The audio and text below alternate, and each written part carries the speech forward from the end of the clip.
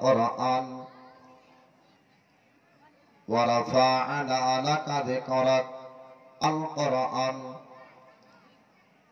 من تمسك بسنتي عند فساد أمتي فله أجر 100 شهيدا الحديث لا يؤمن أحدكم حتى أكون أحب إليه من والده وولده والناس أجمعين رواه البخاري الحديث صدق الله العظيم وصدق رسوله النبي الأمين المتين المعين الكريم ونحن على ذلك من الشاهدين والشاكرين الحمد لله رب العالمين ما كان محمد أبا أحد من ذلكم ولكن رسول الله وخاتم النبيين وكان الله بكل شيء عليما إن الله وملائكته يصلون على النبي يا أيها الذين آمنوا صلى عليه وسلم تسليما اللهم صل على سيدنا مولانا محمد وعلى آله سيدنا مولانا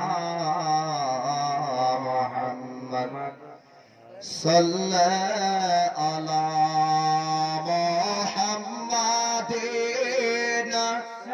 صلى على محمد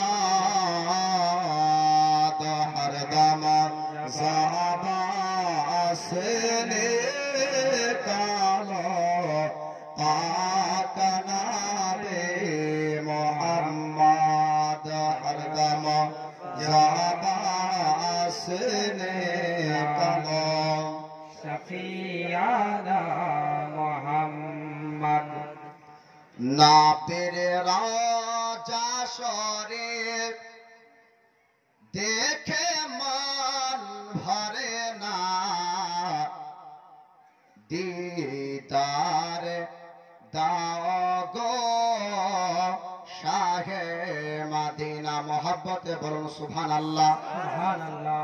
পিছনে যে ভাইরা দাঁড়িয়ে আছেন একটু অনুরোধ করব যদি 10 মিনিট শুনেন দাঁড়িয়ে দাঁড়িয়ে তো ওই 10 মিনিট এই মাহফিল একটু বসে শুনুন আর পিছনে যে ভাইরা বসে আছেন একটু আগে চলে আসুন মাইক ম্যানকে বলবো হালকা ইকো দিবেন আর বেশ এত দিয়েছেন গলার অবস্থা খারাপ হবে আমার পূর্বের বক্তার আওয়াজ খারাপ হয়েছে এই মাইকের কিছু দোষও আছে একটু হালকা গলা টানছে একটু লক্ষ্য রাখবেন আপনি নাবির রাজা শরীফ দেখে মন ভরে না দিদার দাও গো শাহে মদিনা দিদার দাও গো শাহে মদিনা আরশের মেহমান করেছে আল্লাহ কত শান কত মান মোর কামলিওয়ালা মোহাব্বতে বলুন সুবহানাল্লাহ সুবহানাল্লাহ। আরশের মেহমান করেছে আল্লাহ কত শান কত মান মোর কামলিওয়ালা ও গো মদিনাওয়ালা ও গো মদিনাওয়ালা করো করোনা দিদার দাও গো শাহে মদিনা দিদার দাও গো শাহে মদিনা নাবির রওজা শরীফ দেখে মন ভরে না নবীর রওজা শরীফ দেখে মান ভরে না, দিদার দাও গো শাহে মদিনা, দিদার দাও গো শাহে মদিনা। জালিম বারাত দেখিলে এক নজর নূরেতে ঝলমল করবে ভিতর, জালিম বারাত দেখিলে এক নজর নূরেতে ঝলমল করবে ভিতর। ও গরাফ রহিম, ও গরাফ রহিম কাছে ডাক দাও না, দিদার দাও গো শাহে মদিনা, দিদার দাও গো শাহে মদিনা। নবীর রওজা শরীফ দেখে মান ভরে না, নবীর রওজা শরীফ দেখে মান ভরে না, দিদার দাও গো শাহে মদিনা, দিদার দাও গো শাহে মদিনা। মনে হচ্ছে আপনারা ঘুমিয়ে আছেন, একবার আমার সাথে সাথে সকলে পড়বেন দিদার দাও গো শাহে মদিনা। এই আশা আমাদের আছে না নাই? যে নাবি যেন একবার কিনা নুরানি চেহারা আমাদেরকে দেখা দেন। রাসূল বলেছেন যেই ব্যক্তি স্বপ্ন যোগে আমাকে দেখলো সে যেন ডাইরেক্টলি আমার সঙ্গে দিদার করলো, বলো সুবহানাল্লাহ। কারণ নাবি বলেছেন যে শয়তান মারদু দুনিয়ার সকলের চেহারা রূপ ধারণ করতে পারে, কিন্তু আমি রাসূল আমার রূপ কোনদিন ধারণ করতে পারবে না, বলো সুবহানাল্লাহ। এই আশা ইচ্ছা যাদের আছে যে নবী যেন একবার স্বপ্ন যোগে আমাদেরকে দেখা দেয়, ওই সকল ভাইদেরকে বলবো আমি যখন বলবো দিদার দাও গো শাহে মদিনা, পুরো মজমা আমার সঙ্গে সঙ্গে বলবেন দিদার দাও গো শাহে মদিনা। মা ও বোনেরা আপনারাও মনে মনে বলবেন দিদার দাও গো শাহে মদিনা, আর আপনারা জোর আওয়াজে গুনগুন আওয়াজে বলবেন একই সঙ্গে দিদার দাও গো শাহে মদিনা। পিছনকার ভাইয়েরা আওয়াজ আসছে না, জোর বলেন দিদার দাও গো শাহে মদিনা। দুনিয়ায় যত জায়গা দিয়েছি কম বেশি দুঃখ পেয়েছি, দুনিয়ায় যত জায়গা দিয়েছি কম বেশি দুঃখ পেয়েছি। নাবির রওজাতে গেলে, নাবির রওজাতে গেলে তাহার দুঃখ থাকে না, দিদার দাও গো শাহে মদিনা, দিদার দাও গো শাহে মদিনা। নাবির রওজা শরীফ দেখে মন ভরে না, নাবির রওজা শরীফ দেখে মন ভরে না, দিদার দাও গো শাহে মদিনা, দিদার দাও গো শাহে মদিনা। আমি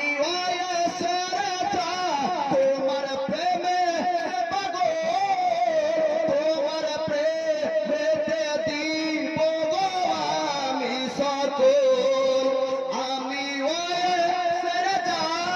তোমার প্রেমে পাগল, তোমার প্রেমেতে দিব গো আমি সকল।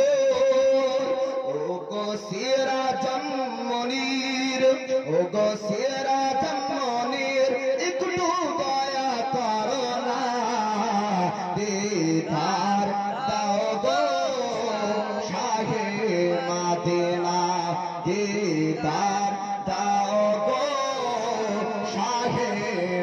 মদিনা নবীর রওজা শরীফ দেখে মন ভরে না নবীর রওজা শরীফ দেখে মন ভরে না দিদার দাও গো শাহে মদিনা দিদার দাও গো শাহে মদিনা আল্লাহুম্মা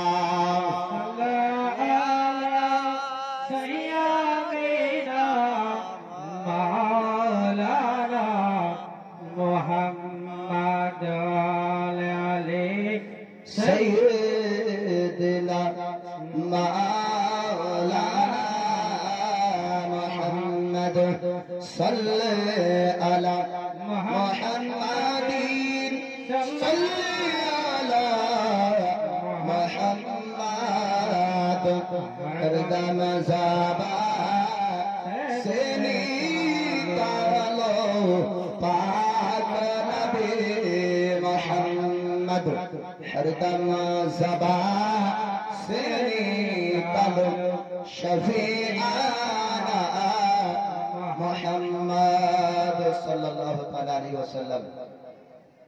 अल्हम्दुलिल्लाह যাবতীয় তারিফ ও প্রশংসা সে মহান আল্লাহ পাক রব্বুল আলামিনের জন্য, যে মহান আল্লাহ 18,000 মাখলুকাতকে সৃষ্টি করে এই মানব জাতিকে আশরাফ আফজাল উত্তম করে সৃষ্টি করেছেন।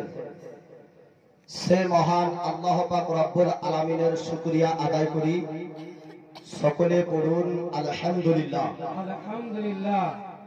তিনার পরে পরে আকায়ে নামদার মাদানিয়া তাজদার বিশ্বের সাহারা মদিনার কমান্ডার মা আমিনাল্লাহ আব্দুল্লাহর লাগতে জিগার, যে নাবিকে সৃষ্টি না করলে আসমান জমিন পাহাড় পর্বত মহান আল্লাহ তিনার রুবুবিয়ত পর্যন্ত প্রকাশ করতেন না, সে বিশ্ব নবীর প্রতি ওয়াগনীয় দরুদ ও সালামের শান্তির ধারা বর্ষিত হোক, অর্পিত হোক, নাজিল হোক, অবতীর্ণ হোক। সকলে বলুন আল্লাহুম্মা আমিন। আল্লাহুম্মা আমিন। আজিজানি মুহতারাম, আজকে আপনি সুন্দর মাহফিলকে আপনারা সাজিয়েছেন। দুঃখের বিষয় হলো এই যে এই মাহফিল অপেক্ষা বাজারে লোক বেশি। জাসনে ঈদে মিলাদুন নবী মাহফিল, যেই মাহফিলে কোরআন ও হাদিসের আলোচনা হবে, সেই জামাত থেকে বের হয়ে বাজারে আপনারা ঘুরছেন, বড় দুঃখের বিষয়। তো যাই হোক, আল্লাহ জানাও সেই যুবক ভাইদেরকে হেদায়েত দেন। সকলে বলুন আমিন। আমিন। আমি আপনাদের নিকটে কিছুক্ষণ আলোচনা রাখব নবী পাক সাহেবের আওলাদ সাল্লাল্লাহু তাআলা আলাইহি ওয়াসাল্লামের সম্পর্কে। আমার পরে পরে আমার শিক্ষক, আমার উস্তাদ, আমার মাস্টার মুনাজিরে আহলে সুন্নাত হযরত আল্লামা মুফতি মাওলানা মোহাম্মদ আলী হোসেন কাদরি সাহেব, উনি উপস্থিত হয়ে আপনার চলে এসেছেন। উনি বিশ্রাম করছেন। আমার পরেই আপনারা মঞ্চে চলে আসবেন। উনারও জবান থেকে আপনারা কোরআন ও হাদিসের আলোচনা শ্রবণ করবেন। তো নবী পাক সাহেবের আওলাদ সাল্লাল্লাহু তাআলা আলাইহি ওয়াসাল্লাম জগতে এসেছেন শেষ নবী হয়ে। মহান আল্লাহ আদম থেকে নিয়ে আমার রাসূলুল্লাহ পর্যন্ত 1,24,000, মতান্তরে 2,24,000 নবীকে মহান আল্লাহ জগতের বুকে পাঠিয়েছেন। আর শেষ নবী করে আমার বিশ্ব রাসূলকে ইমামুল আম্বিয়া, খাতামান নবিয়্যিন, শেষ নবী করে এবং নবীদের ইমাম করে জগতের বুকে পাঠিয়েছেন। বরং সুবহানাল্লাহ। কোরআনে বলছেন ওমা আরসালনাকা ইল্লা রাহমাতাল লিল আলামিন, হে মাহবুব, আমি তোমাকে জগতে পাঠাতাম না, যদি পাঠিয়েছি তো সারা জগতের জন্য রহমত স্বরূপ প্রেরণ করেছি। বরং সুবহানাল্লাহ। একটু জীবনী ওয়াজ আপনাদেরকে শোনাবো।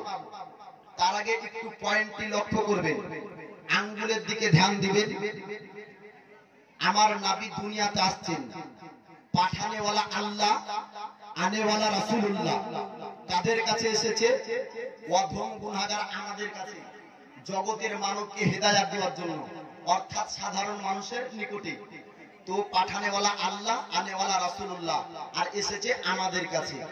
কোন ব্যক্তি যদি দুনিয়াতে নবীকে বলে যে নবী আমাদের মতন, ওর কথা মানা যাবে না? ওর কথা মানা যাবে না।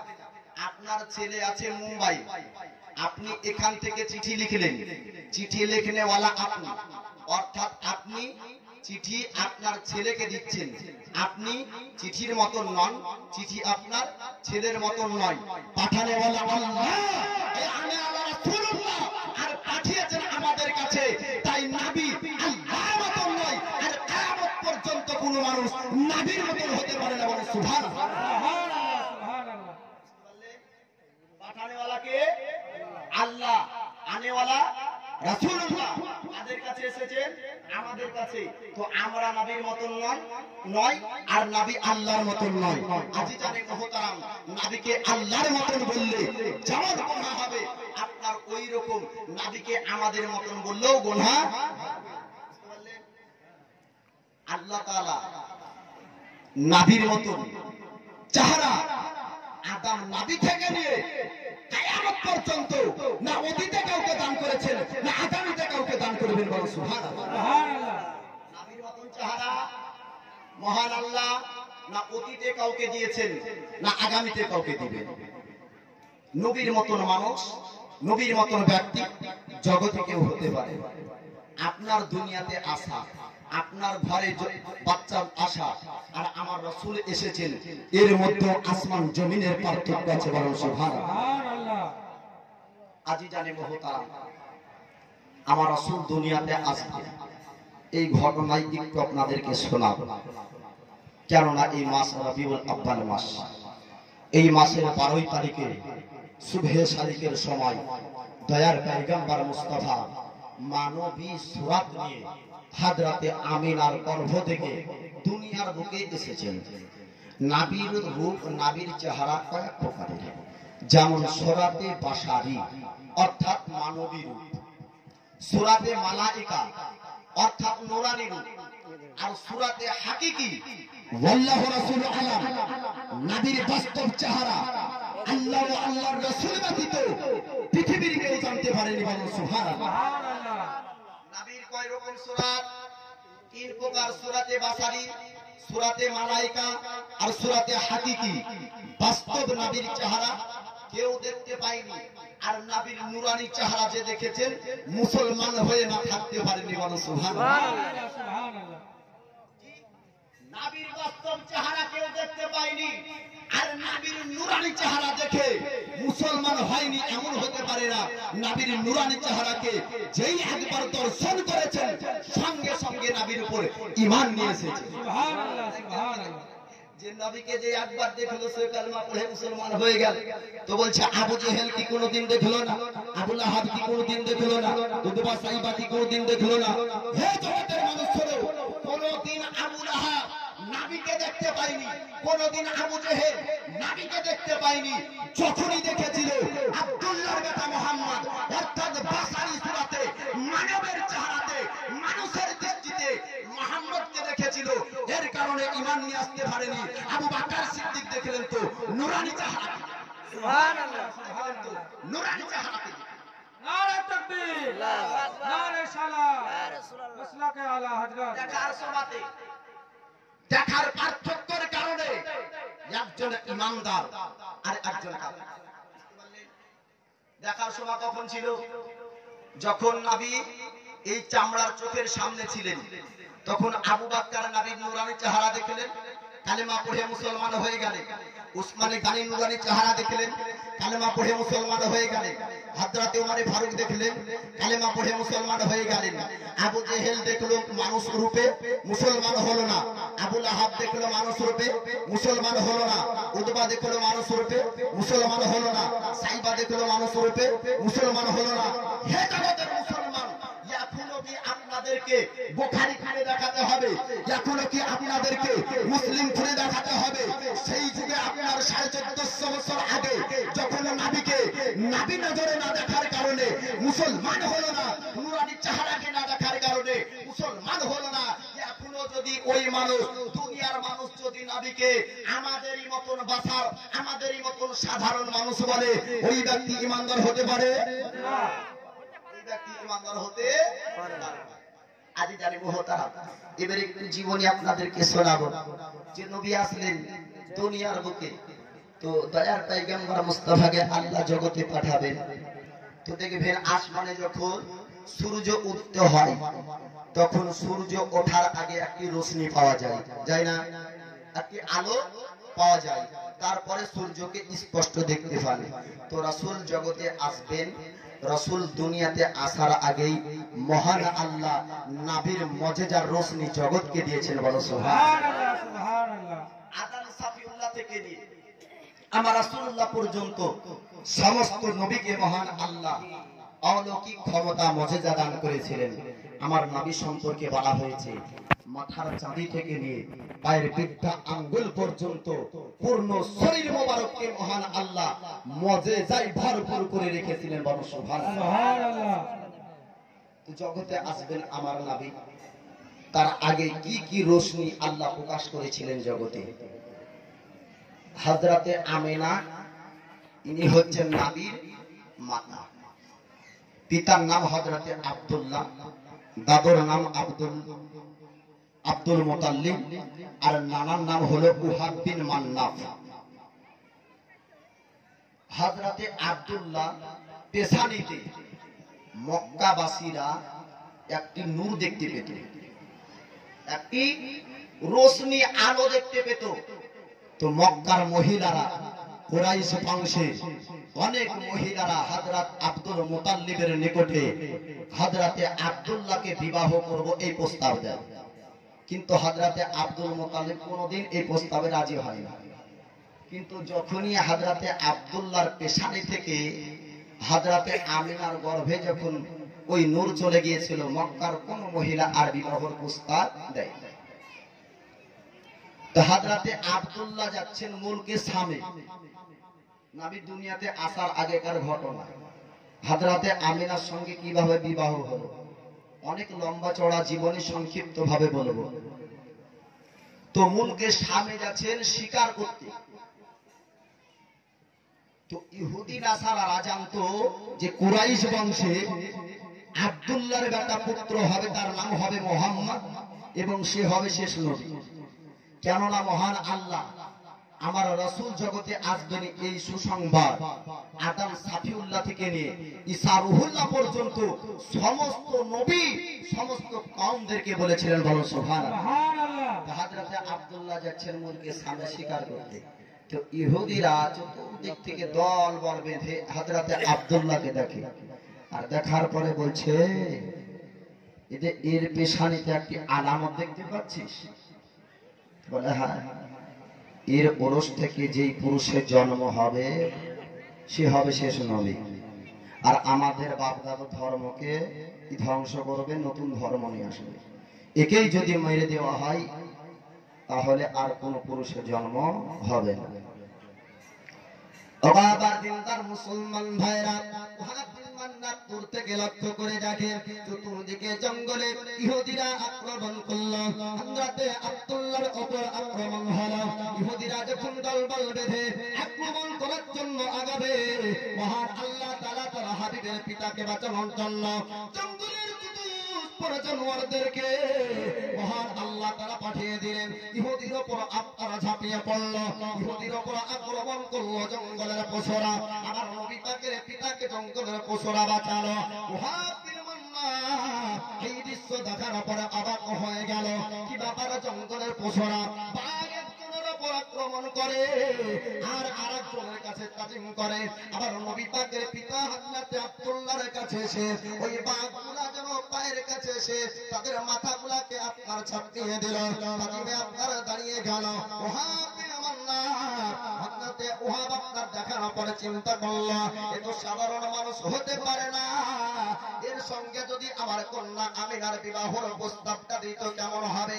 বাড়ি যাওয়ার পর ওহাব বিন মাল্লাহ দোস্ত বন্ধুদের কাছে আলোচনা করলো, যদি আমি এমন একজন পুরুষকে আজকে দেখলাম, এমন তরুণ যুবককে দেখেছি যে জঙ্গলে শিকার করতে এসেছিল, আর কিছু দল বড় মানুষরা তার উপর আক্রমণ যখন করলো, জঙ্গলের পশুরা ওই ব্যক্তিকে আপনার বাঁচালো, শুধু বাঁচালো না, তোর তাজিমে পায়ের কাছে গিয়ে শেরবা কুলা আপনার তাজিম করলো। বলুন সুবহানাল্লাহ।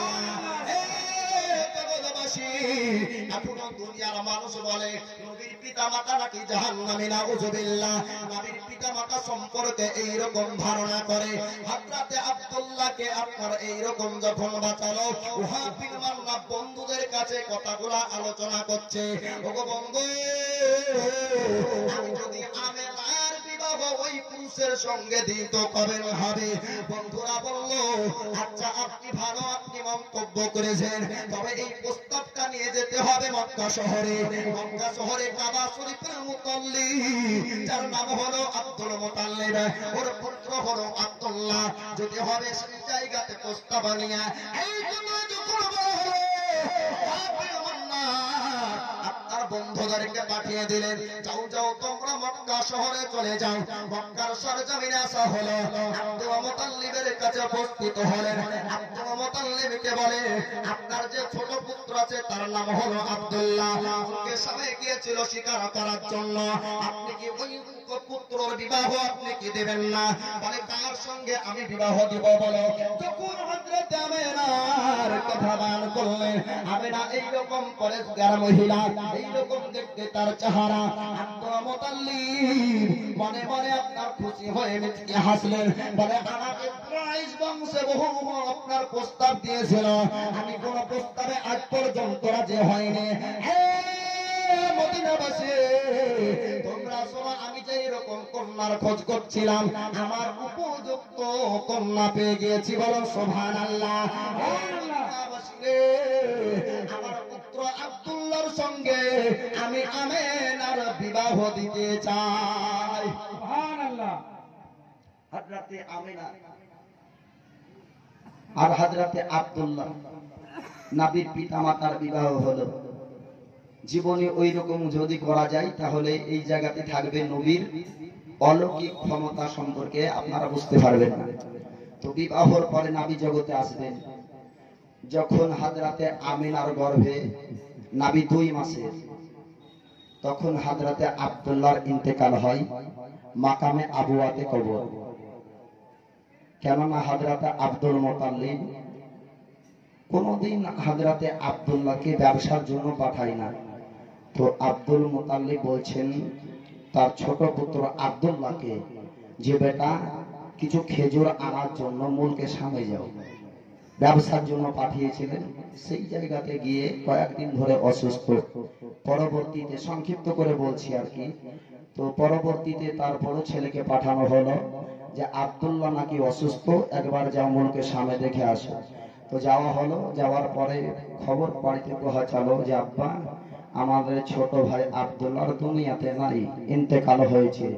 আমার নবীর বয়স তখন মায়ের পেটে 2 মাসের, জগতে আসেননি। আল্লাহর ফেরেশতা বলেছিলেন, আয়া আল্লাহ,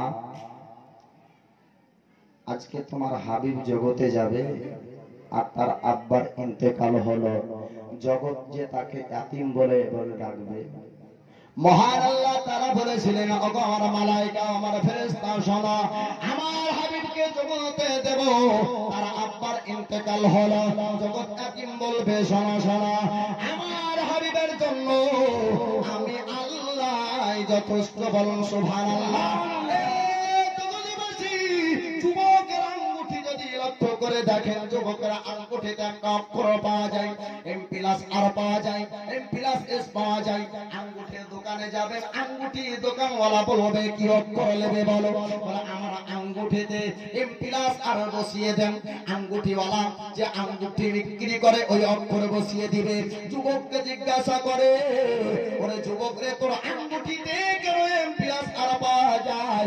যুবক বলবে আমার নাম হলো রাজীব, আমি মামনি মহিলাকে একজনকে ভালোবাসি, আর তার নাম যখন মনে হয় আমি আঙ্গুঠিতে তার নামটা দেখেলে জগৎবাসী যে যাকে ভালোবাসে তার নামটা স্মরণ করার জন্য কিছু স্মৃতি রাখে।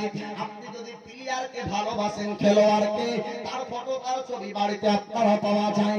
সিনেমা জয় নায়ককে ভালোবাসে, তার ফটো তার বাড়িতে পাওয়া যায়। মহান আল্লাহ তাআলা হাবিব তার দোস্তর নামকে পছন্দ করে আল্লাহ তাআলা জান্নাতের চৌকাঠে লিখেছেন, বলুন সুবহানাল্লাহ। যতজন জান্নাতে প্রবেশ করবে আল্লাহর নামের পাশে পাশে তার বন্ধুর নাম পাওয়া যাবে। জান্নাতে যেতে যাও, বলে হ্যাঁ, জান্নাতের চৌকাঠে লেখা আছে, জান্নাতের দরওয়াজাতে লেখা আছে লা ইলাহা ইল্লাল্লাহ মুহাম্মাদুর রাসূলুল্লাহ। আল্লাহ ব্যতীত কোনো প্রতিপালক রব নাই, মুহাম্মদ আল্লাহর রাসূল। ওগো আমার জগতের মুসলমান ভাইরা, আপনার যখন আপনার মামনির নাম স্মরণ করেন, রাজীব বলছে তার অক্ষরটা আমি লিখে রাখলাম। আমার মহান আল্লাহ তাআলা তার হাবিবকে পছন্দ করে আল্লাহ তাআলা তার বন্ধুর নামকে তার নামের পাশে জান্নাতের চৌকাঠে লিখে রেখেছেন। তাই তো আদম সাফিউল্লাহ জগতে আসলেন, মহান আল্লাহ তাআলা আদমকে এক জায়গায় পাঠালেন, হাওয়াকে আরেক জায়গায়। আদম সাফিউল্লাহ কমবেশ 300 বছর ধরে কন্দন করেছিলেন, আয় আল্লাহ আমি 300 বছর ধরে তোমার কাছে দোয়া করলাম, আয় আল্লাহ তুমি আমার দোয়াকে কবুল করো, আমাকে জান্নাতের মধ্যে রেখেছিলেন, আর জান্নাত থেকে বের হওয়ার সময়তে আমি তোমার নামের পাশে পাশে মুহাম্মাদের নামকে পড়েছিলাম, আয় আল্লাহ ওই নামের ওসিলা করে আমার দোয়াকে কবুল করে নাও। মহান আল্লাহ তাআলা মুহররম মাসে হযরত আদম সাফিউল্লাহর দোয়া কবুল করেছিলেন, বলুন সুবহানাল্লাহ। সুবহানাল্লাহ। একজন নবী বলছেন, আয় আল্লাহ আমি তোমার কাছে কত দোয়া চাইলাম, কবুল করলে না। আমাকে যখন জান্নাত থেকে বের করলে, বের হওয়ার সময়তে আমি চৌকাঠে দরওয়াজাতে একটা নাম দেখেছিলাম তোমার নামের পাশে, আয় আল্লাহ ওই নামের ওসিলা করে মাধ্যম করে আমার দোয়াকে কবুল করে নাও। তো আল্লাহ তাআলা দোয়া কবুল করেছিলেন, বলুন সুবহানাল্লাহ। আজিজানি মুহতারাম, বলার উদ্দেশ্য হলো এই যে জান্নাতি বান্দা যতজন জান্নাতে যাবে খোদার পাশে পাশে নবীকে পাবে, বলুন সুবহানাল্লাহ। এবার যদি বলে যে দুনিয়াতে যদি নবী না পায় জান্নাতে পাবে, যে দুনিয়াতে নবীকে পেলো কবরে নবীকে পাবে, যে দুনিয়াতে নবীকে পেলো আখিরাতে কোন নবী না, কোন অন্ধ, কোন কানা যদি বলে মৌলভী সাহেব এবার তো দেখলাম রমজান মাসে চাঁদ উঠলো না, তো আমি বলবো যে তোমার যা পরিস্থিতি তোমার চোখে মহরমের চাঁদ উঠবে না। দেখতে ভাই না বলছে মহরমের চাঁদ উঠবে না, সফরের চাঁদ উঠবে না, ওর চোখের সামনে কোন চাঁদ উঠবে না। তবে যার চোখ আছে তার সামনে মহরমের চাঁদ উঠবে, সফরের চাঁদ উঠবে। তো ওই রকম দুনিয়ার যদি এখন কোন ব্যক্তি বলে যে নবী কবরে যাবে না, তা আমি বলবো যে তোমার কাছে হাসরেও যাবে না। বেশক বেশক, যে নবী কবরে যাবে না, বলে শোনো যে দুনিয়াতে নবীকে পাবে ওই ব্যক্তি কবরেও নবীকে পাবে, আর যে কবরে নবীকে পাবে হাসরেও নবীকে পাবে। আর যে দুনিয়াতে বলে নবী কবরে যাবে না, কবরে যাবে সত্য, কিন্তু যাওয়ার পরে সে ব্যক্তি চিনতে পারবে। রমজানে চাঁদ উঠলো সঠিক, কিন্তু ও নবী না হওয়ার কারণে, অন্ধ হওয়ার কারণে সেই ব্যক্তি দেখতে পেল না।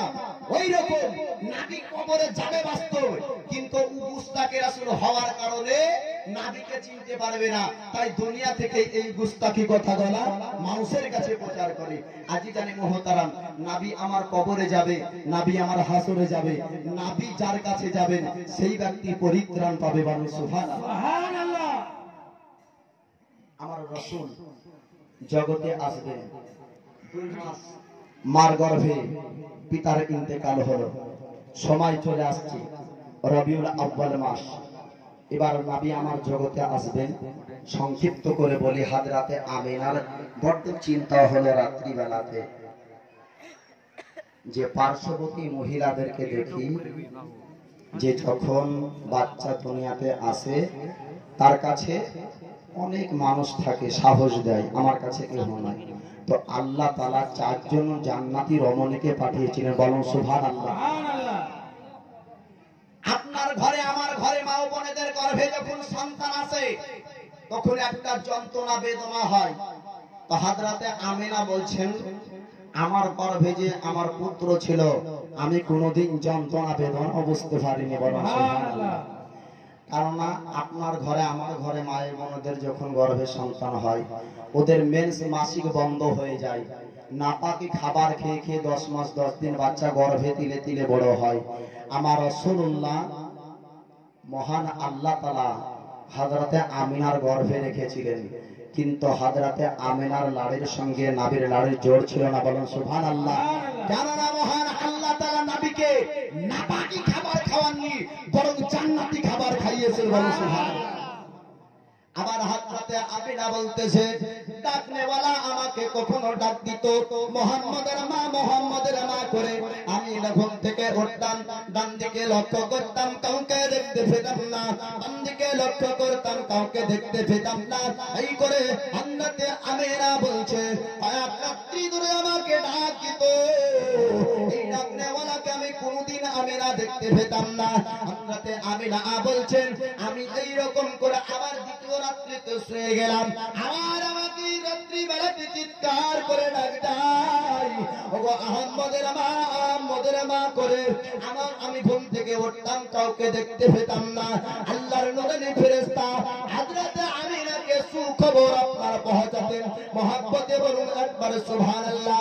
ওগো আমার দিনদার মুসলমান ভাইরা, আমার নবী জগতে আসেন নবীর মুজিজা সম্পর্কে বলতেছিলাম।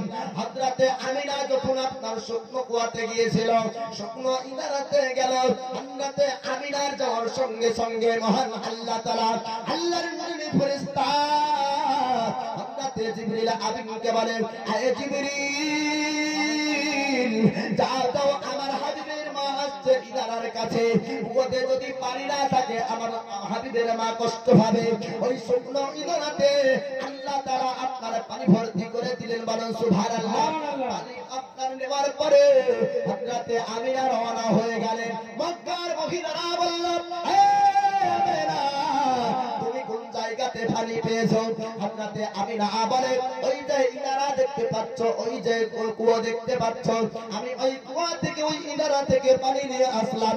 মক্কার মহিলারা বলেছিল, ওরে আমিনা ওই কুয়াটা অনেক দিন থেকে আমরা শুকনো দেখতে পাই, কোন ব্যক্তি আমরা ওই ইনারা থেকে পানি আনি না।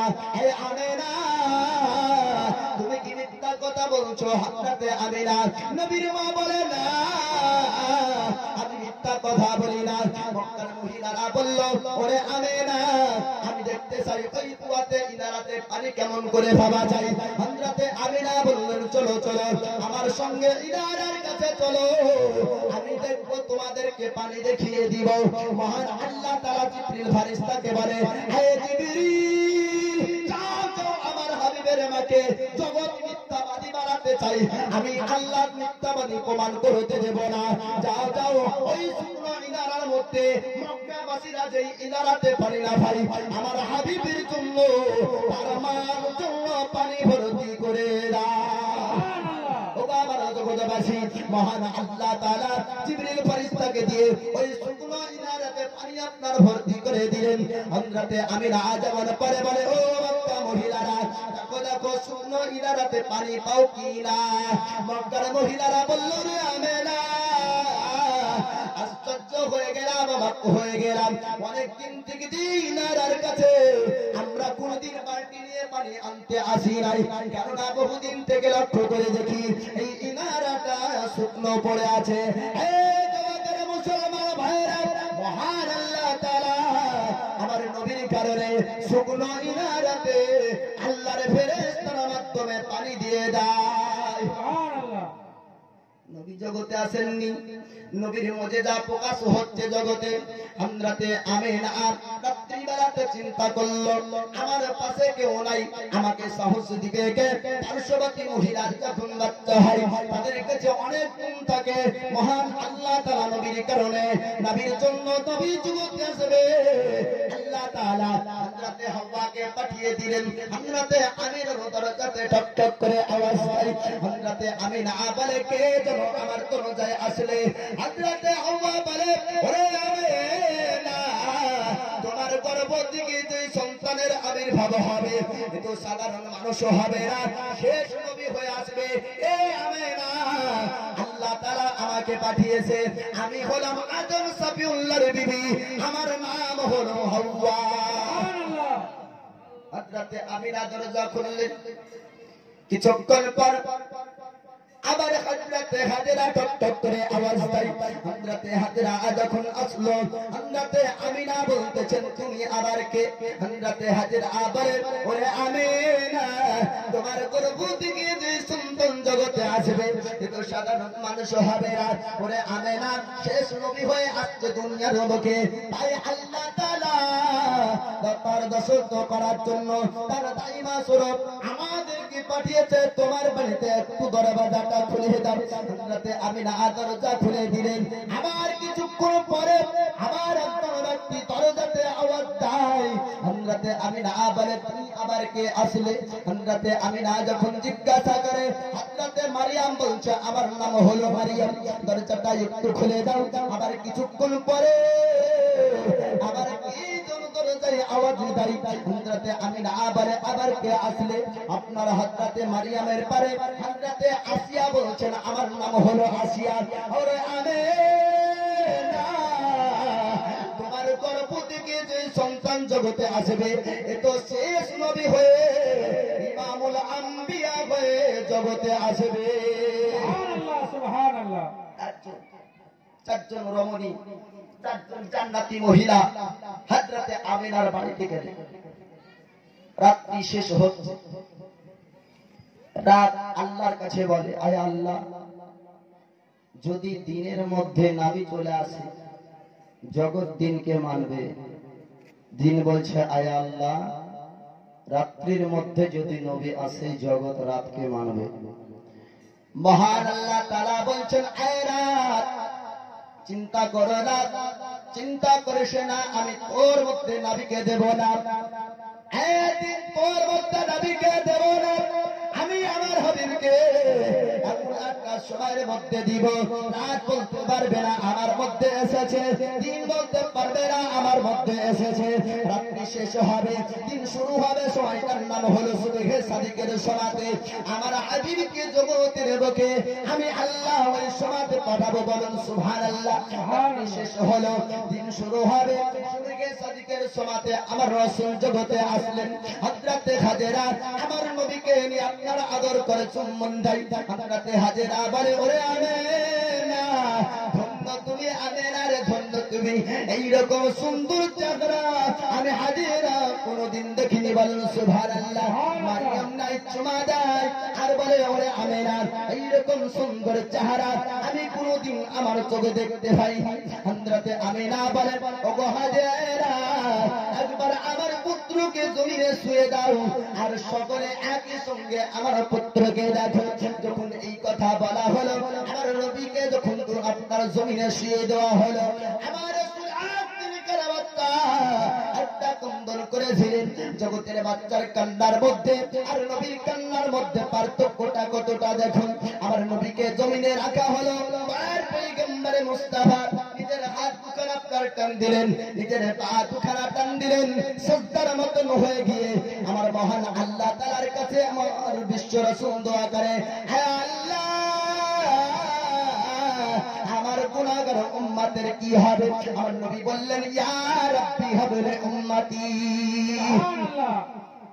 আমার দোস্তরা, আপনার ঘরে আমার ঘরে যখন বাচ্চা আসে তখন কান্না করে, জগতের কোন মা বলতে পারে না আরবি ভাষায় কান্দো না, বাংলা ভাষায় কান্দো বলতে পারে।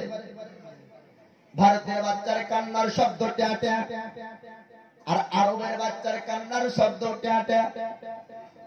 যদি ট্যাটা না করে তবে বড় টেনশন, যদি না কাঁদে তো বলে ডাক্তার ডাক, নিশ্চয় কিছু প্রবলেম হয়েছে, কাঁদছে না কেন?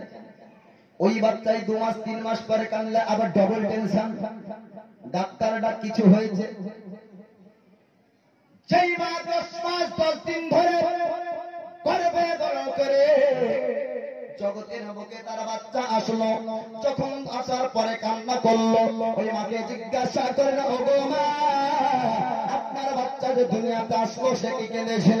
মা বলবে হ্যাঁ হ্যাঁ, কিন্তু কোন ভাষায় কান্নলো, কোন কারণে কান্না করলো, আপনার ইচ্ছা ছিল, কোন ভাষাতে কান্নলো, কিসের কারণে কান্নলো? পৃথিবীর কোন মা বলতে পারে বাংলাদেশের বাচ্চা যখন জন্ম হয় যেমন ভাষায় কান্না করে, আরবের বাচ্চা কান্না করে একই ভাষাতে কান্না করে, একই আওয়াজে কান্না করে। ভারতের বাচ্চা কান্না করে একই আওয়াজে কান্না করে। ভারতের মা যেমন বলতে পারে না, ইংল্যান্ডের মা তেমন বলতে পারে না, আরবের মা তেমন বলতে পারে না। ও আমার জগতের মুসলমান ভাইরা, কারণটা আপনার শোনেন, আল্লাহ তাআলা রূহকে বানালেন, সমস্ত রূহকে ডাক দিয়ে বলেছিলেন, আমি কি তোমাদের প্রতিপালক রব নাই? সমস্ত রূহরা বলেছিল, আল্লাহ আপনি বলেন আমাদের প্রতিপালক রব। আর এই রূহকে যখন বাচ্চারা শরীরে দেওয়া হয় আর দেওয়ার পরে জগতে পাঠানো হয়, আল্লাহ কোরআনে বলছেন, ওমা খালাকতুল জিন্না ওয়াল ইনসা ইল্লা লিয়াবুদুন। মহান আল্লাহ তাআলা বলেন, আমি জগতে ইনসানকে তৈরি করতাম না, জিনকে তৈরি করতাম না, যদি করেছি আমার ইবাদত বন্দেগীর জন্য করেছি। ওই বাচ্চাটা যখন জগতে আসে এই কারণে কান্না করে, আল্লাহ তুমি আমাকে জগতে পাঠাচ্ছ তোমার ইবাদত করার জন্য, দুনিয়ার মায়া দুনিয়ার জলে ফেসে যাব, তোমার ইবাদত করতে পারবো না, এই জন্য বাচ্চাটা কান্না করে। আমার রাসূল জগতে আসছেন, এক মিনিটের বাচ্চা, নবী আমার সন্তান মতন হয়ে গিয়ে গুনাহগার উম্মতের জন্য কাঁদে। সুবহানাল্লাহ। অনেকজন বলে যে নবী নাকি 40 বছর বয়সে নবী হয়েছে।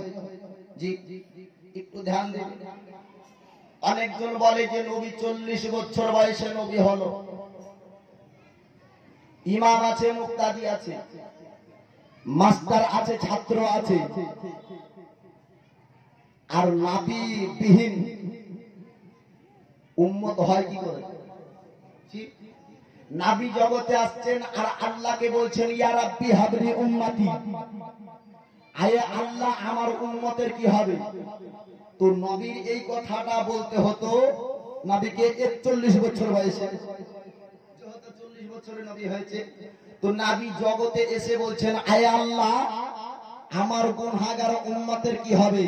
তো বোঝা গেল আল্লাহ নবীকে নবী করেই জগতে পাঠিয়েছে। সুবহানাল্লাহ।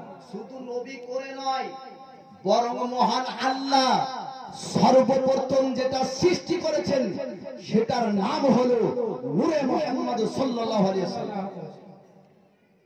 এক আল্লাহ হলেন স্রষ্টা, আল্লাহ ব্যতীত যারই নাম করবেন সকলই হলো সৃষ্টি। তো আল্লাহ আসমানকে সৃষ্টি করেছেন, জমিনকে সৃষ্টি করেছেন।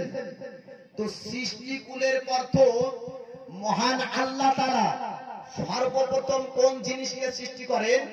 তো কিতাব বলছেন আল্লাহ একটি নূরকে সৃষ্টি করেন। সুবহানাল্লাহ। ওই নূর সম্পর্কে কিতাব বলছে ওই নূর হলো নূরে মুহাম্মদ সাল্লাল্লাহু আলাইহি ওয়াসাল্লাম। একটি হাদিস আপনাদেরকে শোনাই। আমার বিশ্ব রাসূল শেষ নবী হয়ে আদমের পরে, ইব্রাহিমের পরে, মুসা নবীর পরে, ঈসা রুহুল্লাহর পরে, শীষ নবীর পরে নবী জগতে আসছেন। আর ওই নবী জিবরিল আমিনকে জিজ্ঞাসা করছেন, যেই জিবরিল আমিন আদমকে দেখেছেন, যেই জিবরিল আমিন মুসা কালিমুল্লাহকে দেখেছেন, যেই জিবরিল আমিন ইব্রাহিম খলিলুল্লাহকে দেখেছেন, ওই জিবরিলকে আমার রাসূল জিজ্ঞাসা করেন, হে জিবরিল তুমি বলো তোমার বয়স বেশি না আমার বয়স বেশি? তো জিবরিল বলছেন, ইয়া রাসূলুল্লাহ আমি জানি না। বুঝতে পারছেন কথা? জিবরিল আদমকে দেখলেন, মুসাকে দেখলেন, ইব্রাহিমকে দেখলেন, মানে নবীর আগেও 1000 বছর আগে যে দুনিয়াতে এসেছেন তাকে পর্যন্ত দেখলেন। ওই জিবরিলকে জিজ্ঞাসা করা হচ্ছে, আরে জিবরিল তুমি বয়সে বড় না আমি বয়সে বড়? তো জিবরিল বলছেন, ইয়া রাসূলুল্লাহ আমি জানি না। আমাকে যদি জিজ্ঞাসা করে, আমি যদি অমুক এক ব্যক্তিকে জিজ্ঞাসা করলাম, যেই ব্যক্তি নাকি আমার বাপের বিয়েতে বরযাত্রী, ওকে যদি জিজ্ঞাসা করি যে দাদু আপনি বড় না আমি বড়, তো ওই লোকটা কি বলবে? আমি জানি না বলবে না, আমাকে বলবে যে তোমার বাপের বিয়ের বরযাত্রী ছিলাম। আদি পিতা আদম, যে মানুষের সর্বপ্রথম আল্লাহ মানুষকে সৃষ্টি করবেন, তো সর্বপ্রথম আদমকে সৃষ্টি করলেন। আর আদম নবীকে সৃষ্টি করা হয়নি, তারও আগে ছিলেন জিবরিল আমিন। ওই জিবরিল বলছেন ইয়া রাসূলুল্লাহ আপনি বড় না আমি বড় বলতে পারবো না। তো আমার নবী বলছেন আয় জিবরিল তুমি সর্বপ্রথম কি দেখেছো বলো? তো জিবরিল বলছে ইয়া রাসূলুল্লাহ চতুর্থ আসমানে একটা তারা উঠতো, আমি ওই তারাটাকে দেখেছি ৭৭,০০০ বছর পরে একবার করে উদিত হতো। আর আমি তারকাটাকে কমবেশ ৭২,০০০ বার দেখেছি। বলুন সুবহানাল্লাহ। আবার নবী বলছেন আয় জিবরিল এই তারকাটা কে ছিল তুমি কে বলতে পারো? জিবরিল বলছে ইয়া রাসূলুল্লাহ নবী গো আমি বলতে পারবো না। আমার নবী পাক বলছেন আয় জিবরিল শোনো, ওই তারাটা তোমার চোখে তারা মনে হয়েছে, কিন্তু বাস্তবে তারা ছিল না। চতুর্থ আসমানে আল্লাহ তাআলা আমার নূরকে রেখেছিল, আর ওই নূরটা অর্থাৎ আমি আল্লাহকে সাজদা করতাম, আর ৭৭,০০০ বছর ধরে আমি সাজদারত অবস্থায় থাকতাম। আর ৭৭,০০০ বছর পর আমি সাজদা থেকে যখন মাথা তুলতাম, আমার নূরকে তোমার চোখে তারকার মতো দেখা দিয়েছে। জিবরিল এগুলা জানেন, আল্লাহ তাআলা জিবরিলকে বহু জ্ঞান দান করেছে। হয়তো জিবরিল তো প্রথমেই বলতে পারতেন ইয়া রাসূলুল্লাহ আপনার থেকে আমি অনেক বড়। তো বোঝা গেল যখন আদমের জন্ম হয়নি তখন আমার রাসূলকে আল্লাহ বানিয়েছে। বল সুবহানাল্লাহ। এবং নবী করে আল্লাহ তাআলা জগতে পাঠিয়েছেন, এবং রূহ জগতেই নবীগণের রূহকে আলাদাই রেখেছিলেন। বল সুবহানাল্লাহ। আমার রাসূলুল্লাহ জগতে আসলেন, হযরতে আমিনা বলে জমিনে রাখো, নবীকে জমিনে রাখা হলো। আল্লাহ তাআলার কাছে দোয়া করে রাব্বি হাবলি উম্মতি, ওগো আমার জিন্দার মুসলমান ভাইরা, মহান আল্লাহর কাছে আমার নবী পাক কুরআন উম্মতের জন্য কান্দন করে। জগতে নবী আসলেন আমাদের জন্য কাঁদলেন। এখনো রওজায়ে আতাহার মদিনাতুল মুনাওয়ারাতে আমাদের জন্য যেই নবী আপনার কান্না করে, কাল রোজ মহাশরের প্রান্তরে আল্লাহর কাছে চিন্তা করে মহান আল্লাহকে বলবে হে আল্লাহ আমার উম্মত ব্যতীত আমার উম্মত বিহীন আমি রাসূল জান্নাতে যাব না। বলুন সুবহানাল্লাহ। ওগো জগৎবাসী রে, সব চিল্লা কিন্তু নবীকে চিনতে পারলা না। আল্লাহ তাআলা পশুদের মধ্যে এমন ক্ষমতা দিয়েছিলেন, আমার নবীকে চিনতে পেরেছিল। আমরা নবী চিনতে পারলাম না। আল্লাহ তাআলা আমাদেরকে যেই চেহারা যেই সুরাতকে আল্লাহ দান করেছেন, কোন মাখলুককে আল্লাহ তাআলা দান করেননি। 18,000 মাখলুকাতের মধ্যে উত্তম আকৃতি আল্লাহ তাআলা এই মানুষকে আপনার দান করেছেন। বলুন সুবহানাল্লাহ। আল্লাহর কোরআন বলে অতীন ওয়াজাইতুন ওয়াতুরিসিনা ওয়া হাদাল বালাদিল আমিন লাকাদ খলাকনাল ইনসানা ফি আহসানি তাকবীর। আল্লাহ তাআলা বলে আল্লাহ তাআলা চারটি জিনিসের কসম করলেন। জাইতুনের কসম করে আল্লাহ বলেন, আঙ্গুরের কসম করে আল্লাহ তাআলা বলেন, আপনার ডুমুর গাছের কসম করে আল্লাহ তাআলা পাহাড়ের কসম করে বললেন, পাক পবিত্র শহর মক্কা শহরের কসম আল্লাহ তাআলা করলেন। লাকাদ খালাকনাল ইনসানা ফি আহসানি তাকবীর, আমি মানুষকে উত্তম আকৃতি দ্বারা সৃষ্টি করেছে। সুবহানাল্লাহ। ওই মানুষ হয়ে নবী চিনতে পারলাম না। হযরতে আমিনা আবার বিশ্ব রাসূলকে জমিনে রাখা হলো। হযরতে আমিনা নবীকে একবার দেখে, তার পুত্রকে একবার দেখে, তার বাজার দিকে একবার দৃষ্টিপাত করে। হযরতে হাজিরা বলে ওগো আমিনা একবার তোমার পুত্রকে দেখছো, একবার দরবাজার দিকে দেখছো, কারণটা কি ভালো? হযরতে আমিনা বলেছিলেন আয় হাজিরা আমি একবার পুত্রকে দেখি, একবার দরবাজার দিকে দেখতেছি, কারণটা হলো আমার পুত্রের চেহারা থেকে একটা জ্যোতি বের হচ্ছে, একটা আলো বের হচ্ছে। আর এই আলোটা কত দূর যায় আমি আমিনা লক্ষ্য করতে করতে মুলকে শাম দেশের পার পর্যন্ত আমার বেটার চেহারার আলোতে দেখতে পেলাম। সুবহানাল্লাহ। হযরত আমিনা বলছে, এ হাজেরা, আমি একবার পুত্রকে দেখছি আর একবার যে দরওয়াজার দিকে দৃষ্টিপাত করছে, কারণটা হলো এই যে আমার পুত্রর চেহারা থেকে একটা রোশনি, একটা আলো বের হয়ে আসছে। আর এই আলোটা কত দূর যায় আমি লক্ষ্য করছিলাম। দেখতে দেখতে দেখতে পেলাম মক্কা থেকে মুলকে শাম দেশের পাহাড় পর্যন্ত আমি না দেখতে পেলাম। বলুন সুবহানাল্লাহ। সুবহানাল্লাহ। আমার নবী সর্বপ্রথম যে মহিলার দুধ পান করেছিলেন তার নাম হলো হযরতে সুয়াইবা। এই হযরতে সুয়াইবা হলো আবু লাহাবের বাঁধি। সুয়াইবা আসলেন, রাসূলকে দুধ পান করালেন, ছুটতে লাগলেন আবু লাহাবের কাছে। আবু লাহাবকে যাওয়ার পরে বলে, আপনার একটা ভাতিজা হয়েছে, নাম তার মোহাম্মদ। এত সুন্দর চেহারা, এত দেখতে ভালো, মক্কার সরজমিনে কোন পুত্রকে দেখতে পাওয়া যায়নি। আবু লাহাবকে বলল, হে আবু লাহাব, এত সুন্দর চেহারা মক্কার সরজমিনে কোন বাচ্চার মধ্যে আমি সুয়াইবা দেখতে পাইনি। আবু লাহাব খুশি হয়ে বলল, জানে সুয়াইবা, আমি তোকে মুক্তি করে দিলাম, আজ থেকে কোনদিন আমার বাড়িতে তোকে চাকরের কাজ করতে হবে না। আবু লাহাব এই উত্তম কাজ করার পরে কি তার নসিবে আসলো দেখুন। বুখারী শরীফ দ্বিতীয় খণ্ডের মধ্যে লিপিবদ্ধ আছে, ফালাম্মা মাতা আবু লাহাবিন উরিয়া ফুবাদু আহলিহি বিসাররিন হিবাতিন ক্বালা লাহু মাযা লাকিতা ক্বালা আবু লাহাবিন লামা আলকা বাদাকুল খায়রাত ইন্নী সুকিতু ফি হাদিহি বিআতাকাতি সুয়াইবা। আবু লাহাব যখন মারা গেল, পরিবার তাকে স্বপ্ন যোগে দেখছে যে আবু লাহাবকে জিজ্ঞাসা করে, আপনি কোন হালাতে আছেন বলো। তো আবু লাহাব বলছে, তোমাদের কাছ থেকে আলাদা হয়ে, তোমাদের কাছ থেকে আলাদা হয়ে আমার নসিবে কোনটা ভালো জুটেনি। তবে শোনো, যেদিন মুহাম্মদের জন্ম হলো আর সুয়াইবা আমাকে যে সুসংবাদ দিয়েছিল, নিজ আঙ্গুলে শাহাদাত দ্বারাতে ইশারা করে বলেছিলাম, যারে সুয়াইবা, আমি তোকে আজ থেকে মুক্তি করে দিলাম। আমি যখন পিপাসায় থাকি, আমার কবরে যখন আযাব হয়, ওই আঙ্গুলটা যখন যখন চুষি, আমার পিপাসা নিবারণ হয়ে যায়। সুবহানাল্লাহ। আবু লাহাব সুয়াইবাকে বলছে, সুয়াইবা, আমার ভাতিজা হওয়ার সুসংবাদ আমাকে দিলি, যা আজ থেকে তোকে আমি আজাদ করে দিলাম। সুবহানাল্লাহ। তো কিতাব বলছে যে আবু লাহাব হলো কাফির। আবু লাহাব কাফির ব্যক্তি, জাহান্নামী।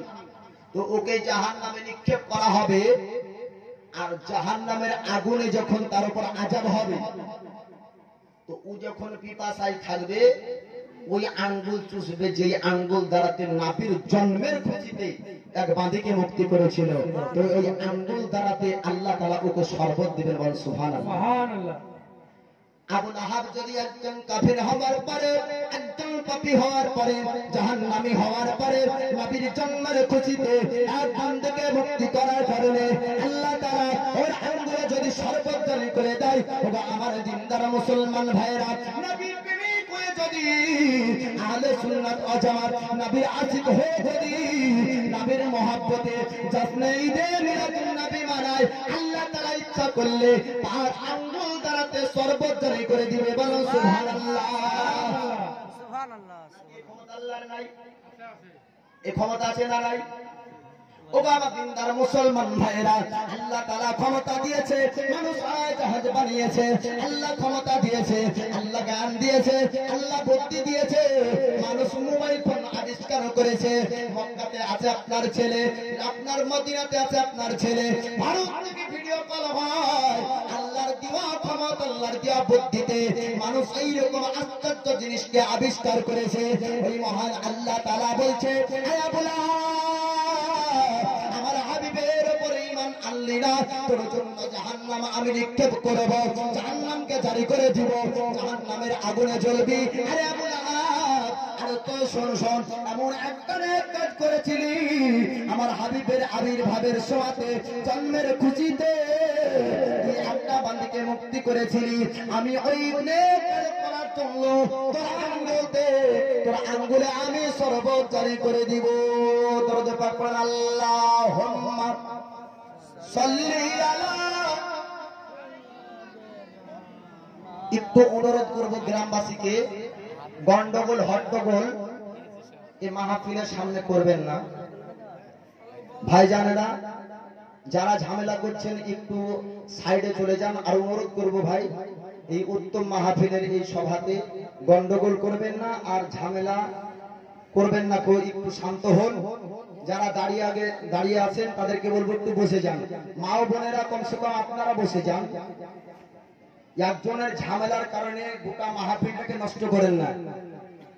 আপনারা আগে আসুন, আগে বসে যান। ঝামেলা ছুটে গিয়েছে, আর কোনো সমস্যা নাই, একটু বসে যান। একটু অনুরোধ করব, আপনারা হট্টগোল করবেন না। দরুদ পাক পড়েন আল্লাহুম্মা সাল্লি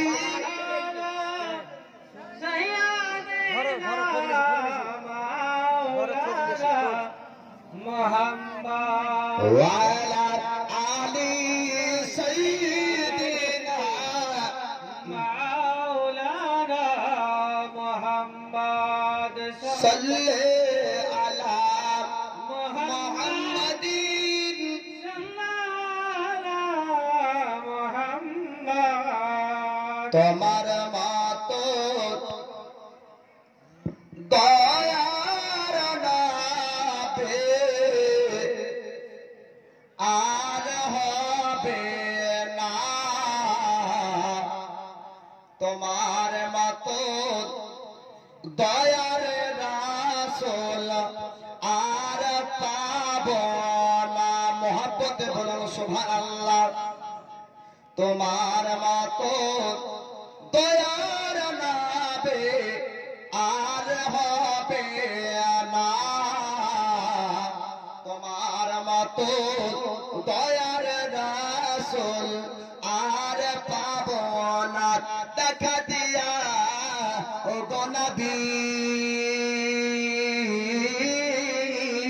তুমি চলে যেও না, তোমার মতো দয়ার নাবে আর হবে না, তোমার মতো দয়ার রাসূল আর পাব না। নবীরা শিখে পড়ি, নবীরা শিখে পড়ি, রওজা শরীফ সামনে কনিয়া, রওজা শরীফ জিয়ারতে, রওজা শরীফ জিয়ারতে গুনাহ থাকে না। তোমার মতন দয়ার নবী আর হবে না, তোমার মতন দয়ার রাসূল আর পাব না। হরিণের বাচ্চা কয় মাগো মা, তোমার দুধ মরা আর খাব না। হরিণের বাচ্চা কয় মাগো মা, তোমার দুধ মরা আর খাব না। তোমার দুধ খেলে মাগো, তোমার দুধ খেলে মাগো দয়ার নবী পাব না, তোমার মতন দয়ার নবী আর হবে না, তোমার মতন দয়ার রাসূল আর পাব না। আল্লাহুম্মা সাল্লি আলা সাইয়্যিদিনা মাওলানা মুহাম্মদ ওয়া আলা আলি সাইয়্যিদিনা মাওলানা মুহাম্মদ সাল্লি আলা মুহাম্মাদিন সাল্লি আলা মুহাম্মাদ। হরদম জাবান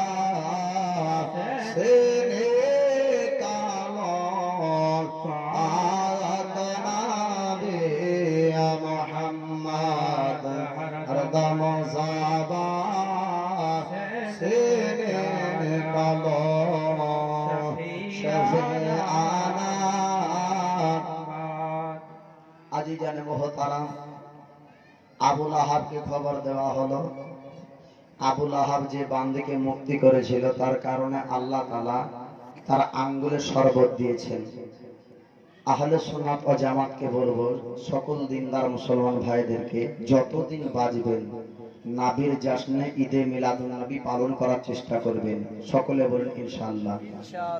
আজি জানে মোহতারাম যারা ফাতোয়া দেয় যে এগুলা করা চলে না ওদের কথায় কান দেবেন।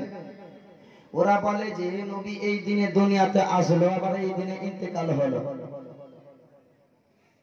তাহলে মৃত্যু দিবস কেন পালন করে না? এই গাজওয়ারি কথাদেরকে ভাড়া যাবে না কেন? ওতে একটা দিবস পালন করবে, আমরা জন্ম দিবস পালন করছি, তো তুই যখন বলছিস যে এটা মৃত্যু দিবস পালন করতে হবে তো তুই কর। আহলে সুন্নাত ওয়াল জামাত দুই দিবসই পালন করে। মাহফিল যখন হয় তো মাহফিলের শেষ সময়তে দেখবেন মাওলানা দোয়া করে যে আল্লাহ যাহা কিছু পাঠ করা হয়েছে সমস্ত সওয়াব সমস্ত নেকি নবীর রওজা শরীফে পৌঁছে দেবেন। সুবহানাল্লাহ। বলে কি বলে না? তো রওজা শরীফে সব পৌঁছানো হলো, মৃত্যু দিবস পালন হলো কি হলো না? আর নবীর জশ্নে ঈদে মিলাদুন নবীতে নবীর আবির্ভাবের খুশিতে ঝান্ডা নিয়ে নারায়ে তাকবীর নারায়ে রিসালাতের ধ্বনি উচ্চারণ হয়, জন্মদিবসে পালন হয়। সুন্নি আহলে সুন্নাত ওয়াল জামাত দুই দিবসই পালন করে। কিন্তু যারা ফতোয়াবাজি করে ওরা না জন্মদিবস পালন করে না মৃত্যু দিবস পালন করে। আর একটি সংবাদ আপনার কথা শুনুন, নবী জগতে এসেছেন এটাই হলো খুশির সংবাদ, আর নবী দুনিয়া থেকে গিয়েছেন এটা দুঃখের সংবাদ নয়। কারণ কেন শোনে? কারণ নবীগণ কবরেও জীবিত আছে। বলুন সুবহানাল্লাহ। নবীরা কখনো মরেন না।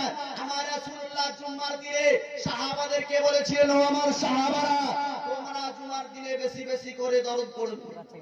তো সাহাবারা বললেন, ইয়া রাসূলুল্লাহ আপনি পর্দায় চলে যাওয়ার পরও কি পড়ব? তো আমার নবী পাক বলেছিলেন, আন আবি দারদা ক্বালা রাসূলুল্লাহ সাল্লাল্লাহু তাআলা আলাইহি ওয়াসাল্লাম ইন্নাল্লাহা হারামা আলাল আরদি আন তাকুলা আরসালাল আম্বিয়া ফা নাবিয়ুল্লাহি হাইয়া ইরজাত। আমার নবী পাক বললেন, ও আমার সাহাবারা তোমরা শোনো, নিশ্চয় অবশ্যই মহান আল্লাহ তাআলা সারা দুনিয়ার মাটির জন্য নবীগণের শরীরকে ভক্ষণ করা হারাম করেছে। সুবহানাল্লাহ। এ আমার সাহাবারা, আল্লাহ তাআলা সারা জগতের মাটির জন্য নবীদের জিসিমকে ভক্ষণ করা হারাম করে দিয়েছে। বলো সুবহানাল্লাহ। বোঝা গেল আদম নবী থেকে নিয়ে আমার রাসূলুল্লাহ পর্যন্ত সমস্ত নবীগণই কবরে সশরীরে জীবিত আছে। বলো সুবহানাল্লাহ। নবী এসেছেন এটাই হলো খুশির সংবাদ, পালন করতে হবে। নবী জগৎ থেকে গিয়েছেন এটা আমাদের জন্য দুঃখের সংবাদ নয়। এবং সাহাবীরা কন্দন করেছিলেন, এটাও হাদিসে আছে। বলে কেন কন্দন করলেন? যেই নূরানি চেহারাকে এই চামড়ার চোখ দর্শন করছিল, ওই নূরানি চেহারাকে আর এই চামড়ার চোখে পাই না, এই গম এই দুঃখে সাহাবারা কেঁদেছিলেন। কিন্তু নবীর ইন্তেকালের দুঃখেতে নয়। সুবহানাল্লাহ। সুবহানাল্লাহ। নবীকে যেই চোখ দর্শন করছিল ওই চোখের সামনে আর নূরানি চেহারাকে পাই না, এই চেহারার জন্য কন্দন করেছিলেন। কিন্তু নবীর ইন্তেকালের দুঃখে নয়, দুঃখ ওর জন্য করা যায়। পিতা মারা গেলে আমার দুঃখ হবে, কেননা এই পিতা মাতার কবরে হয়তো আযাব হতে পারে, জান্নাতি হবে না জাহান্নামী হবে, কি গুনাহ করে গিয়েছে এই চিন্তা সন্তানের থাকবে। কিন্তু রাসূল নবীগণের ইন্তেকালে কোনো উম্মতের চিন্তা হতে পারে না। বলুন সুবহানাল্লাহ। নবী সম্পর্কে কিতাব বলছে যে এরা মাসুম। এবার জগতে নবী আসলেন, আবুল আহাবকে খবর দিল। এবার নবী পাকের দুধ মাতা, তার নাম হলো হযরতে হালিমা। হযরতে হালিমা খুব গরীব ব্যক্তি ছিলেন, দেহাতি গ্রাম থেকে মক্কা শহরে যাচ্ছে, সন্তান অর্থাৎ পুত্র ছেলেদেরকে নিয়ে যাবে, বাচ্চাদেরকে দুধ পান করাবে, বিনিময়ে মজুরি পাবে, এনাম পাবে। তো হালিমা সাদিয়া যেই গাধাটা নিয়ে যাচ্ছিল ওই গাধাটা ছিল দুর্বল। সাথীরা আগ দিয়ে চলে যায়, মক্কা শহর থেকে বাচ্চাদেরকে নিয়ে চলে আসে। সংক্ষিপ্ত করে বলতে হচ্ছে, কিছুক্ষণ পরে মুফতি চলে আসবেন, মুফতি সাহেব। এবার হযরতে হালিমা আস্তে আস্তে আস্তে আস্তে মক্কা শহরে পৌঁছালেন। তো আমার নবীর কাছে গেলেন, হযরত আমিনাকে বলে, আমিনা তোমার পুত্রকে একটু দাও আমার কোলে। হযরত আমিনা বলছেন, হায়া হালিমা, আমার এই পুত্রকে অনেকজন কোলে নিল, কিন্তু যখনই খবর শুনল পিতা তার দুনিয়াতে নাই, আবার আমাকে দিয়ে দিয়েছে। হালিমা তুমি আমার পুত্রকে নিতে চাও না? হযরতে হালিমা বললেন তার স্বামীকে, ওগো স্বামী শোনেন, মক্কা শহরে কোনো পুত্র পেলাম না, কোন সন্তানকে পেলাম না, কাউকে নিয়ে যাব আমি এই চিন্তা করেছিলাম। হে স্বামী গো, যদি আমরা কোনো ছেলে পেলাম না, বিনিময়ে যদি এতিমকে নিয়ে যাই, আপনি কি রাজি আছেন কিনা একটু বলেন। স্বামী বলছে, ওরে বিবি তুমি যেটা চাও সেটা করো। হযরতে হালিমা বলে, ওগো আমিনা, তার যদি পিতা জগতে না থাকে তবে হালিমা তোমার পুত্রকে দুধ পান করাবে।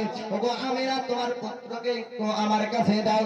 হযরতে হালিমা আমার নবীকে নেওয়ার পরে স্তনের কাছে নিয়ে গেলেন, স্তন থেকে দুধ পান করালেন। হযরতে হালিমা বলে, আমার স্তন থেকে এই মুহাম্মদ পুত্র দুধ পান করলো, কিন্তু স্তনে দুধের মধ্যে কোনো কমতি বুঝতে পারলাম না। একবার মহব্বতে বলুন সুবহানাল্লাহ। মুসলমান ভাইরা, হযরতে হালিমাতুস সাদিয়া আমার বিশ্ব রাসূলকে নিয়ে গাধার উপর যখন আপনার সওয়ার হলেন, গাধা এমন বেগে চলতে লাগলো, আল্লাহ তাআলা ওই দুর্বল গাধার মধ্যে এমন শক্তি আল্লাহ তাআলা দিলেন, সাথীদের আগ দিয়ে চলে যায়। সাথীরা জিজ্ঞাসা করে, ওগো হালিমা, মক্কা শহর থেকে নাকি তুমি নতুন সওয়ারি নিয়ে এসেছো? হালিমা বলে, না না, আমি কোন সওয়ারি পরিবর্তন করিনি, তবে সওয়ারির উপর একটা প্যাসেঞ্জারকে চাপিয়েছি, আর প্যাসেঞ্জারের বলে আমার গাধা এইরকম বেগে চলছে।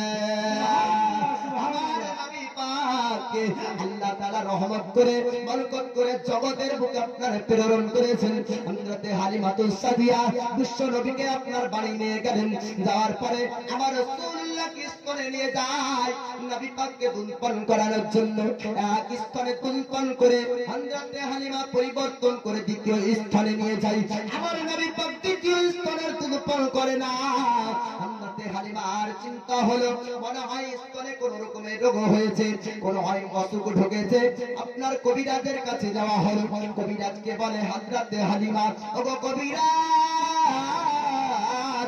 ভালো করে দেখেন আমার কি স্তনে কোন রকমের রোগ হয়েছে, আমার স্তনে কি কোন রকমের অসুখ হয়েছে।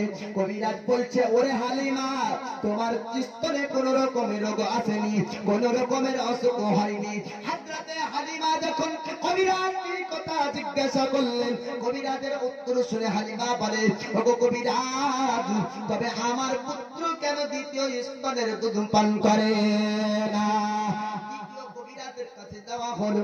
দ্বিতীয় কবিরাজ বলছেন, ওরে হালিমা, তোমার স্তনে কোন রকমের রোগ আসেনি, তোমার স্তনে কোন রকমের অসুখ হয়নি। হযরতে হালিমাতুস সাদিয়া বলে, তবে আমার পুত্র কেন দুধ পান করে না? আমার রাসূল যখন বড় হয়েছিলেন নবীকে জিজ্ঞাসা করেছিলেন, ওরে হযরতে হালিমা বললেন, বেটা গো, তোমাকে একটা কথা জিজ্ঞাসা করতে চাই। বলে, কি কথা জিজ্ঞাসা করবেন আম্মি জান? আমার নবীকে বলে, যখন স্তনে তোমাকে দুধ পান করাতাম, এক স্তনের দুধ পান করতে আর অপর স্তনে দুধ পান করতে না, কারণ তার পর্যন্ত বুঝতে পারলাম না। আমার নবী পাক বলেছিলেন, ওগো মা, আপনার যে একটা পুত্র ছেলে ছিল, আপনার যে একটা সন্তান ছিল, আমি কোনদিন আমার দুধ ভাইকে ফাটি দিতে চাইনি। আল্লাহ তাআলা যেই নবীকে জগতের জন্য নবীকে পাঠাচ্ছেন, জগৎকে ইনসাফের শিক্ষা আমার নবী পাক দিবেন, জগৎকে আপনার হকের শিক্ষা আমার রাসূল দিবেন, আর ওই নবী কি দ্বিতীয় জনের হক মারতে পারে? হযরতে হালিমাকে বললেন, ওগো মা, আমার ভাইয়ের কোনদিন আমি হক মারতে চাইনি। হযরতে হালিমাতুস সাদিয়া 2 বছর ধরে আমার নবী পাককে দুধ পান করিয়েছিলেন। হযরতে হালিমাতুস সাদিয়া বলে, সেই দিন থেকে মুহাম্মদকে আমার বাড়িতে নিয়ে আসলাম, আমার আগে উটনি ছিল যে আপনার দুধ দিত না। আমার পুত্র আসার পরে উটনি এমন দুধ দিতে লাগলো, আমার স্বামী সন্তান আদি সমস্ত ব্যক্তিরা পান করতাম, কিন্তু উটের দুধের মধ্যে কোনো কমতি বুঝতে পারতাম না। ও আমার দিনদার মুসলমান ভাইরা, হযরতে হালিমাতুস সাদিয়া বলে আমি আর ইহুদির বাচ্চাকে দুধ পান করিয়েছিলাম, কিন্তু আমার পয়সার অভাব ছিল, তার জন্য স্তন থেকে দুধ পান করে যদি বিনিময়ে কিছু মুদ্রি পাই এই জন্য দুধ পান করাতাম। হযরতে হালিমা বলছে আমি ইহুদির বাচ্চাকে কোনদিন পেট ভর্তি করে দুধ পান করাতে পারিনি, রাত্রি বেলাতে চিৎকার করে কন্দন করত, তবুও আমি পয়সার জন্য এইরকম করে দুধ পান করাতাম। যেই দিন থেকে মুহাম্মদকে দুধ পান করালাম সেই দিন থেকে আমার স্থলে কোনোদিন পরিবর্তন বুঝতে পারিনি। সুবহানাল্লাহ। কোনোদিন স্থলে তাদের কমতি বুঝতে পারেনি। হযরতে হালিমা গরিব ব্যক্তি ছিলেন, আমার বিশ্ব রাসূলকে আপনার শুইয়ে দিতেন আর নবীকে দোলনার উপর শোয়াতেন, শোয়ার পরে হযরতে হালিমা কাজে লিপ্ত হয়ে যেতেন।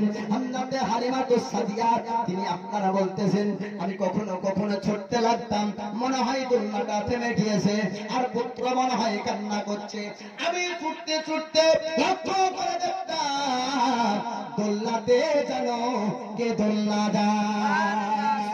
ও গো আমার জগতের মুসলমান ভাইরা, আমার নবী পাক দোলনায় শুয়ে আল্লাহ তাআলা জিবরিলকে বলে আয় জিবরিল যা যাও আমার হাবিবের দোলনার উপর তুমি দোলনাটা দোলাতে থাকো। দেখো হালিমা কাজে ব্যস্ত হয়েছে, আমার হাবিব যেন জেগে না যায়। আমার দিনদার মুসলমান ভাইরা, আমার রাসূলুল্লাহর দোলনাতে জিবরিল আমিন আপনার দোলনা দেয়। হযরতে হালিমা বলে আজব আজব আমি দৃশ্য দেখতাম, কখনো কখনো আপনার ওই বাচ্চা দোলনার উপরে শুয়ে শুয়ে আসমানের দিকে আপনার আঙ্গুলটা উঠাতো আর চন্দ্রের দিকে ইশারা করতো। আমার